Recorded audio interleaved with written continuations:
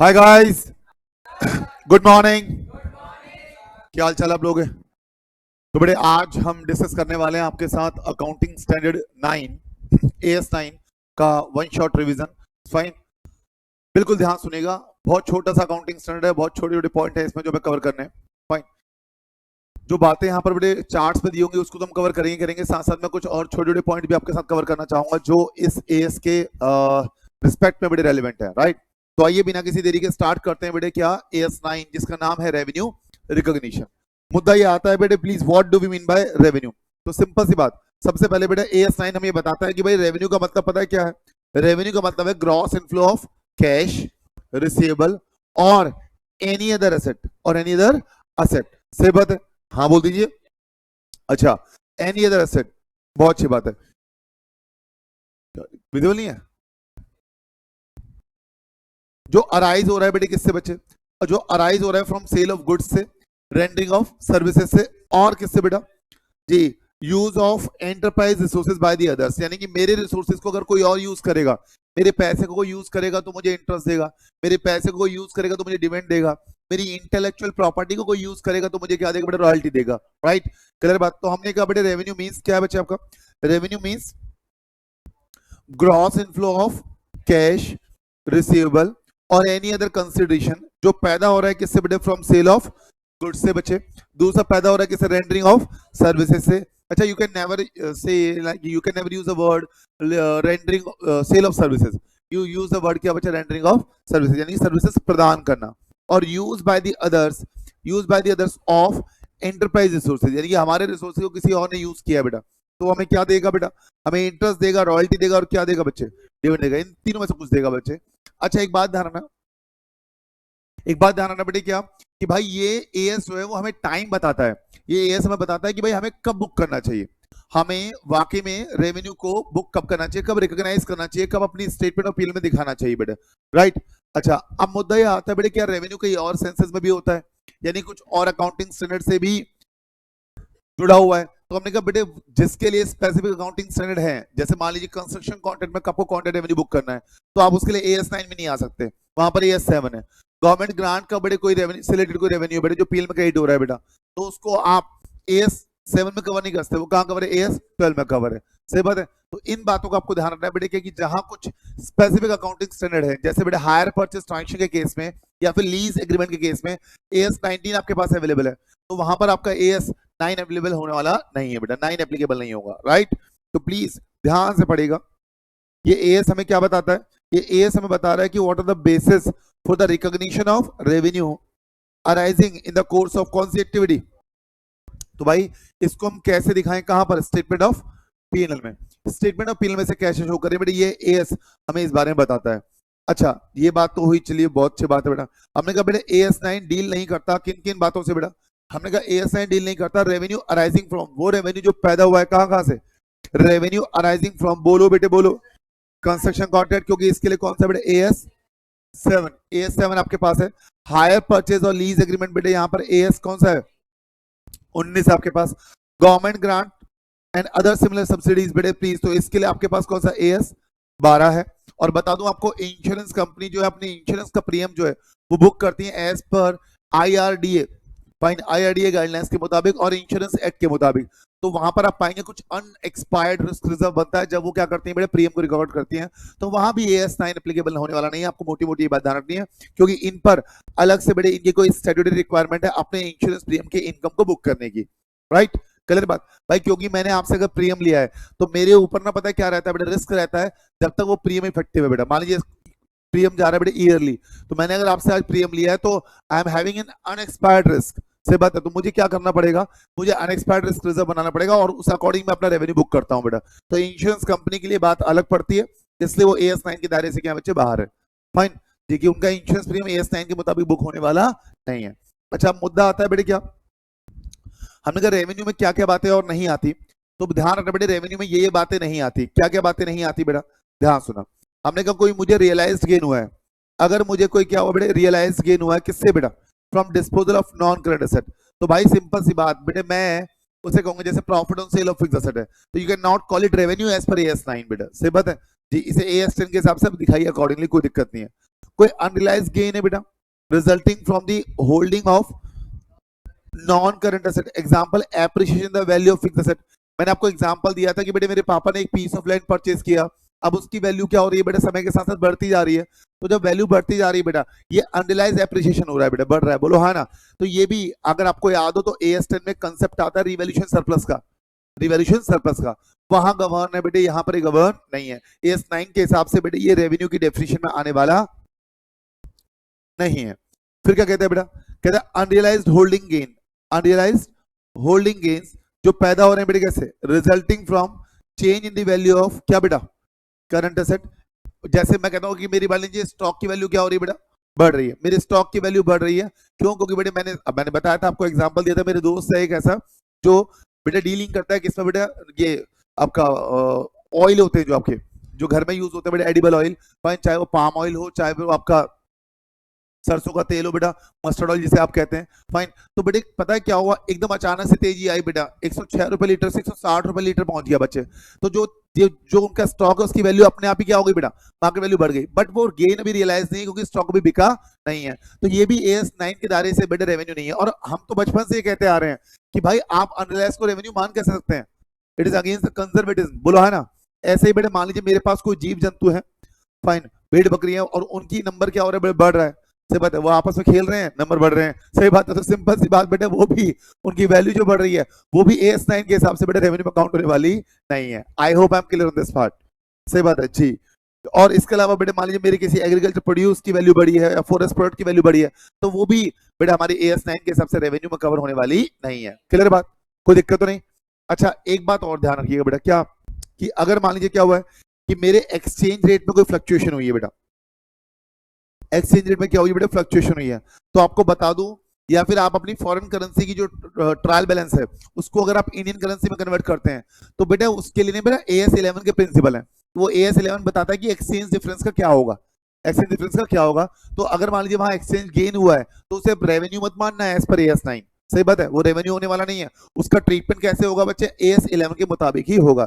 तो यही बात बोली है, रियलाइज या unrealise gain resulting from changes in किसमें बेटा, foreign exchange rates and adjustment due to कैसे बेटा, translation of foreign currency financial statement. आपने फॉरेन करेंसी फाइनेंशियल स्टेटमेंट को अपने INR में कन्वर्ट किया है, तो एक्सचेंज रेट में अगर मान लीजिए कोई फ्लक्चुएशन आया है तो उसका ट्रीटमेंट AS11 के हिसाब से होगा।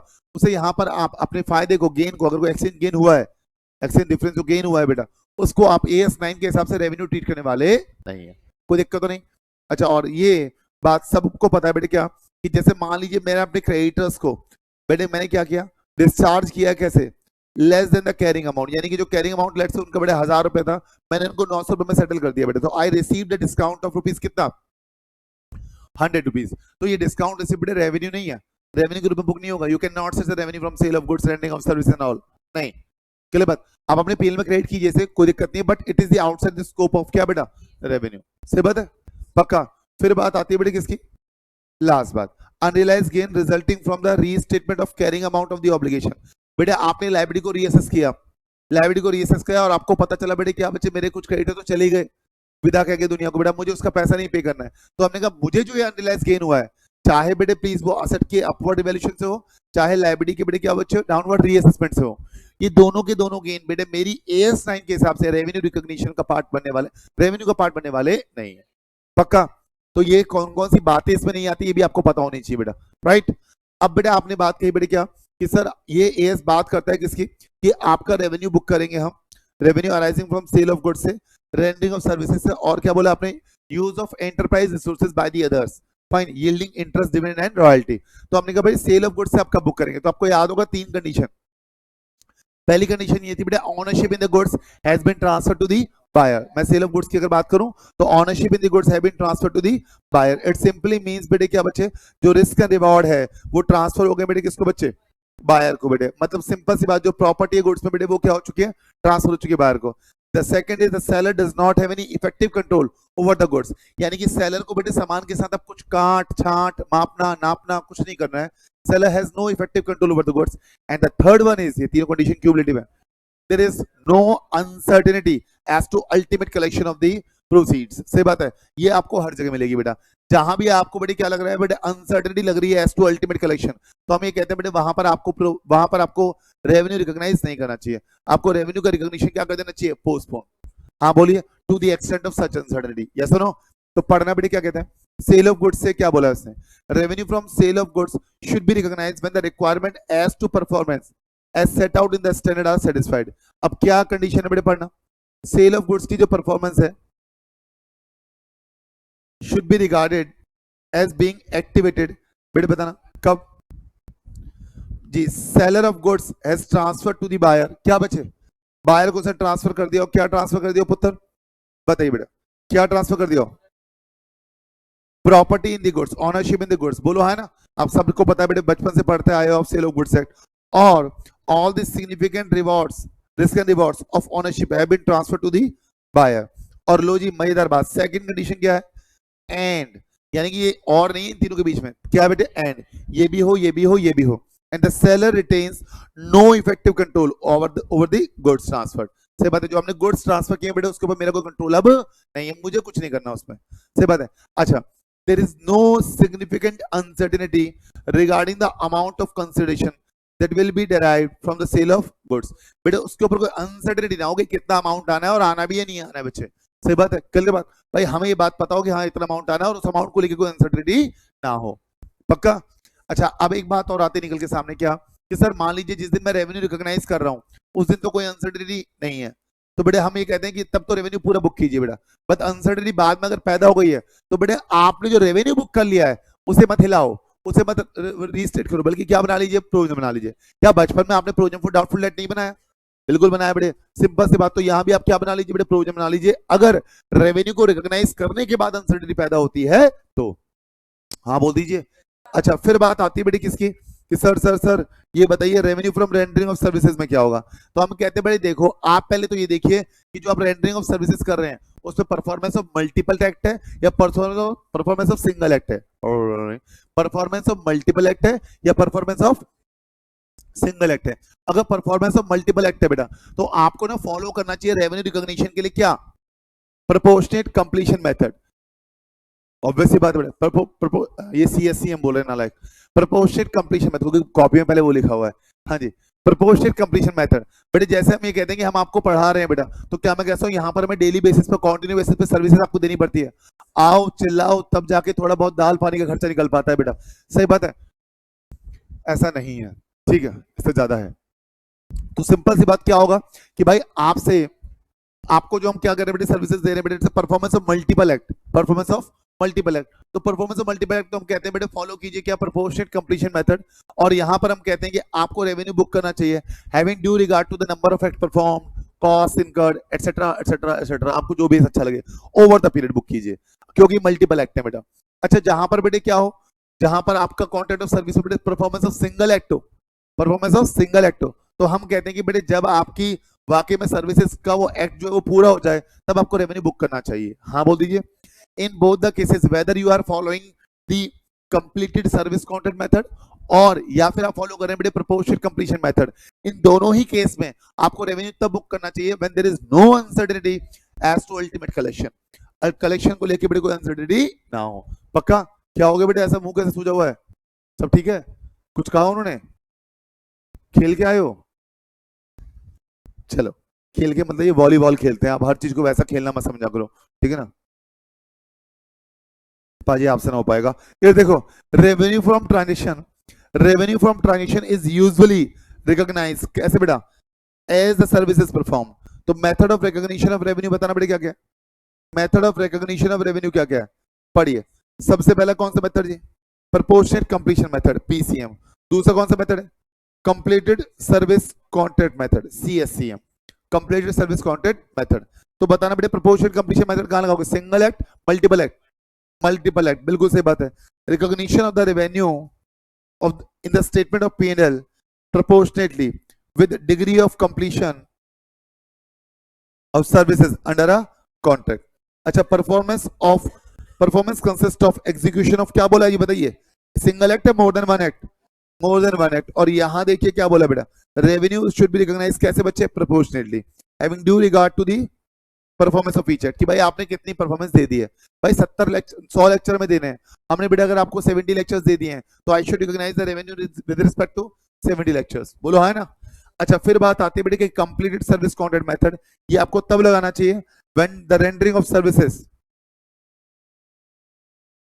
अंडर कॉन्ट्रैक्ट इज कंप्लीटेड, या तो कंप्लीट हो चुकी हो या सब्सटेंशियली क्या हो गई हो, कंप्लीट हो गई है। हमने कहा सर्विस क्या हो गई बेटा आपकी, सर्विसेज बिकम चार्जेबल, यानी कि उसका पैसा लेने के लिए आप क्या हो बच्चे, एलिजिबल हैं। और फिर क्या बोला है बेटे, performance consist of execution of कौन सी एक्ट, सिंगल एक्ट। क्या बेटा आपका सिंगल एक्ट, आ रही बात समझ में। तो सीएससीएम लगेगा सिंगल एक्ट के केस में और प्रोपोर्शनेट कंप्लीशन मेथड लगेगा मल्टीपल एक्ट के केस में। हाँ बोल दीजिए। फिर बात आती है बेटे किसकी बच्चे कि सर ठीक है, चाहे कोई सा भी केस हो आपका, सेल ऑफ गुड्स का केस हो, चाहे केस हो बेटे किसका, सर्विस ट्रांजेक्शन का, आपको रेवेन्यू तभी बुक करना चाहिए व्हेन देयर इज, बोलो बेटे बार बार, no significant uncertainty exist regarding the amount of consideration, कि भाई पता नहीं मिलेगा नहीं मिलेगा, कितना मिलेगा क्या मिलेगा हमें नहीं पता, ऐसा नहीं होना चाहिए। There should be no uncertainty as to amount of consideration, right. हाँ बोल दीजिए, कोई दिक्कत परेशानी। राहुल हाँ बोलो भाई, बात समझ में आई, बहुत बढ़िया।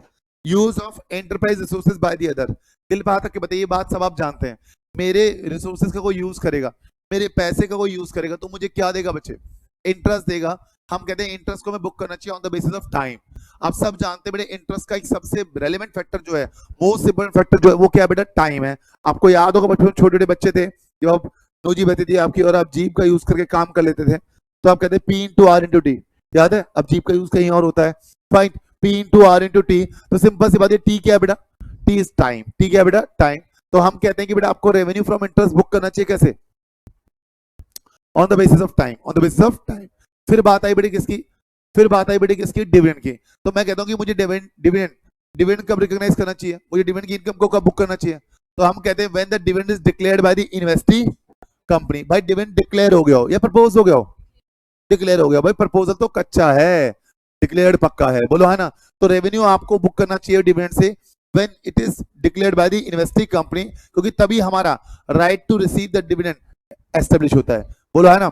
फिर बात आती है बेटे किसकी बच्चे, रॉयल्टी की। मेरी किसी इंटेलेक्चुअल प्रॉपर्टी को, मेरी डिजाइन को, मेरी रेसिपी को, या फिर मेरी मान लीजिए बेटे क्या बच्चे नॉलेज को कोई अगर यूज कर रहा है, तो हम कहते हैं कि भाई आप को उससे रॉयल्टी मिलनी चाहिए। तो वो जो रॉयल्टी है बेटे वो बुक होनी चाहिए आपकी बुक्स में, आनी चाहिए आपकी बुक्स में। कैसे, as per the terms of contract, कि भाई क्या कॉन्ट्रैक्ट के हिसाब से, प्रोडक्शन के बेसिस पर है या सेल्स के बेसिस पर है, by following the accrual basis, by following the accrual basis. Clear बात, हाँ बोल दीजिए।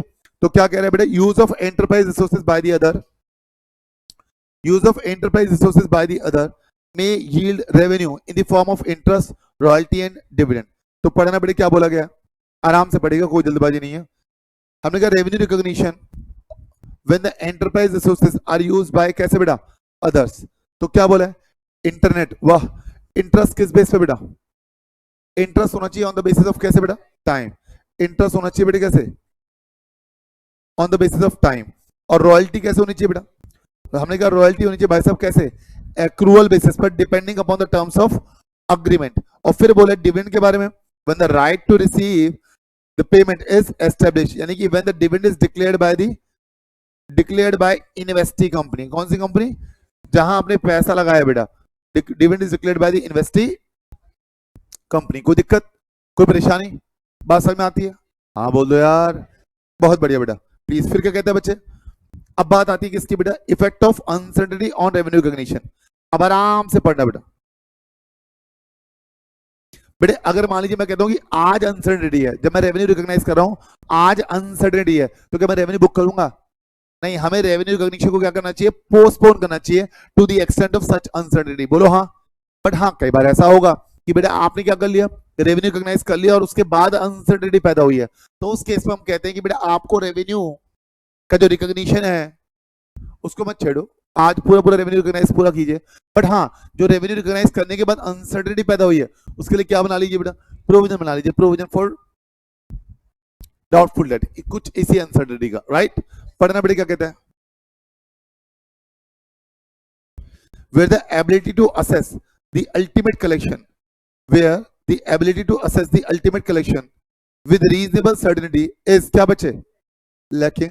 क्या कहते हैं, at the time of raising any claim revenue recognition is क्या बेटा, रेवेन्यू रिकॉग्निशन इज पोस्टपोन, उसे हम पोस्टपोन करेंगे टू द एक्सटेंट ऑफ, कैसे बेटा, uncertainty involve, to the extent of uncertainty involve, कि भाई आपको लगता है कि अगर अनसर्टेनिटी है तो आज आपको रेवेन्यू रिकॉग्निशन नहीं करना चाहिए, बट सोचो अगर ऐसा हो तो क्या हो, when the uncertainty related to collectibility arises, कब बचे, subsequent to the time of sale, यानी कि सेल के बाद, subsequent to time of sale, sale के बाद अगर मान लीजिए क्या हो रही है, अनसर्टेनिटी पैदा हो रही है, तो हमने कहा the rendering of service or the rendering of services, it is more appropriate, तब ये बेहतर है बेटा आप क्या करें, make a separate provision, separate to reflect the uncertainty rather than to adjust the amount of revenue originally recorded, जो आपने रेवेन्यू originally रिकॉर्ड किया उसको एडजस्ट मत कीजिए, rather you should create a क्या बचे, separate provision, बोलो हाँ,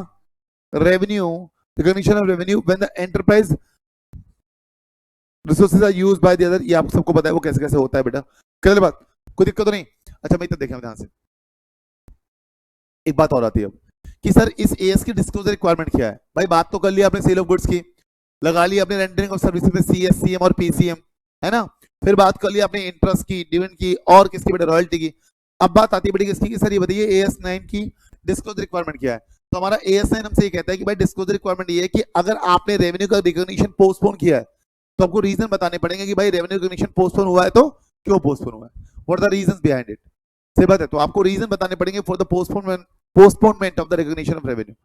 पढ़ना पड़े क्या बोला, in addition to the disclosure required by AS1 disclosure of accounting policy, इसके अलावा an enterprise should disclose, enterprise को डिस्क्लोज करना चाहिए क्या बेटा, circumstances in which the revenue recognition has been postponed pending the resolution of significant uncertainty, सही बात है, पता आपने अगर पोस्टपोन किया तो बताइए बेटा। अब मुद्दा आता है बेटा कि सर ये तो बहुत सारी बात हो गई, अब AS9 का कुछ अपेंडिक्स है, कुछ और बातें भी वो कहता है, क्या है ध्यान सुनना, कि मुझे मैं मेन बातें करूंगा, मान लीजिए मैंने गुड्स सोल्ड किए बेटा सब्जेक्ट टू इंस्टॉलेशन, तो मुझे रेवेन्यू तब बुक करना चाहिए when the goods are installed and accepted by the customer. अच्छा मेरी इंस्टॉलेशन की सर्विस देने का काम है खाली, तो उस केस में मुझे रेवेन्यू बुक करना चाहिए when the goods are asset is installed and accepted by the customer. मेरा काम है बेटा एडवर्टाइजिंग का बचे, फाइन, तो उस केस में कहता हूं कि मेरे को एडवर्टाइजिंग कमीशन या एडवर्टाइजिंग रेवेन्यू तब बुक करना चाहिए when the advertisement up, not when the amount is received, when the advertisement appears before the public for the first time, सही बात है।